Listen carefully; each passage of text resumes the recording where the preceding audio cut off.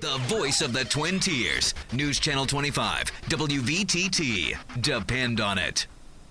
Some snow flurries in the forecast for tonight, and those roads are getting pretty slushy right now. Let's take a look now at our weather quickie. Today, we only saw a high of 16 degrees with that snow that I was talking about earlier. Tonight, we'll see a high of 10 degrees and some snow overnight. Tomorrow, we are going to see a slight warm up, if you can call it that, a high of 21 degrees tomorrow with some snow flurries. And like I said before, those roads super greasy. Be careful if you're driving home from work or you're driving anywhere tonight that you're careful on those roads. I'll have more weather updates for you later on in Twin Tiers Evening News. Global news update on WVTT. The UN says 678,000 Syrians have fled their country since the civil war began. Tens of thousands have fled to Jordan, but the conditions in camps there are difficult. In Zatari refuge camp north of Amman, for example, the UN says 3,500 refugees arrived last night alone. Mohammed Jamjoon visited the camp. It's been an exodus of refugees from southern Syria. In the past few days, at least 20,000 have crossed over from Syria into Jordan, many of them now here at the Zatari refugee camp. This is a camp that houses over 60,000 Syrian refugees. Many of the new arrivals in this part of the camp, they are building what are their new homes. These are tents that were provided to them by the UNHCR. Whole families putting them up now, taking whatever belongings they could bring with them, crossing over from extreme violence when they were in Syria here to their new home. Many of the residents we've spoken with here today say that the conditions aren't as good as they had hoped, and that they worry about that because they're cold at night and they're not getting the kind of aid they say that they will need. Like this injured man who arrived 2 days ago and still hasn't had access to a doctor. يعني ايش تطلب من اتمنى بس اني اتعالج يعني علاجي بس يعني دواء. He's saying that he's asking just for some help, just for some medicine, just for some treatment. The Jordanian government has said that they are not going to block refugees from entering into this country. They say that they are going to continue to try to assist the Syrians coming into this country. But they say even though they've gotten so much aid already, they're going to need a lot more in order to help these refugees that need so much assistance. Mohammed Jamjoon, CNN from Zatari refugee camp outside Amman, Jordan. A New Mexico state representative is in hot water over a proposed bill that criminalizes rape victims who became pregnant and got an abortion. But the Republican lawmaker says the controversy over the poorly written bill is all a misunderstanding. Royal Da reports. I understand your position. She hung up. Another caller expressing their opinion about legislation introduced by Republican Representative Catherine Brown. I put the bill in yesterday, I believe, if I recall correctly, and the phone call started this morning. There's good reason for all those calls. HB 206 is a talk of the nation right now.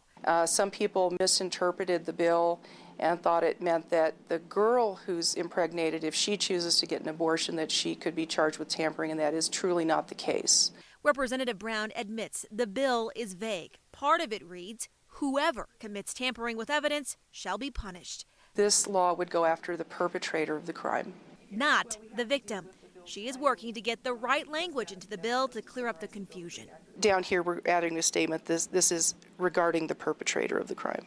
Representative Brown says the confusion began when this bill was being drafted. She says a few writers worked on it. One quit, it was then passed on to another, and that's when some key words got left out. Brown says she's trying to protect rape and incest victims, saying some offenders pressure women to get abortions. And when they violate her like this, I think we need to make it so that it's not likely to continue. And what better evidence do we have of a crime than the DNA evidence? Almost 6 weeks after the Connecticut shooting rampage that killed 20 first graders, Senator Dianne Feinstein has proposed a new federal gun ban. The California Democrat wants to outlaw some assault rifles and semi-automatic weapons, as well as ban some high-capacity ammunition magazines. As Melissa Rainey reports, the legislation is already facing opposition. To stand together on this important issue. Senator Dianne Feinstein made her message clear Thursday. She wants guns like these banned. Once you have been through one of these episodes, once you see what the crime scene is like, It isn't like the movies. It changes your view of weapons. Feinstein's proposal would upgrade an assault weapons ban that expired in 2004. It would also outlaw ammunition magazines that hold more than 10 rounds. The legislation faces strong opposition from gun rights advocates who believe the weapons are needed for protection. I want a gun that can hold a lot of ammo, because if I'm faced with an intruder or multiple intruders that come into my home, I want to make sure I have enough ammo to get the job done, especially if they're armed. Former House Speaker Newt Gingrich says this is just a renewed push to bring back the expired assault weapons ban. That is not looking seriously at mental health, looking seriously at violent games, looking seriously at violent movies, looking seriously at a variety of things which may have nothing to do with a 20-year-old proposal that in fact has brought out every single chance they have to try to extend the power of the government over individuals. Despite the recent push by the White House and Democrats for tougher gun control measures, Feinstein's full proposal is given little chance of winning congressional approval. I'm Melissa Rainey reporting. An update on Wall Street. Let's take a look now at WVTT's Wall Street Wrap-Up, brought to you by News Radio 96.7 WVTT. The Dow up 70 points to close at 13,896. The Nasdaq up 19 points to close at 3150, and the S&P up 8 points to close at 1503. Much more to come. You stick around. This is News Channel 25 WVTT.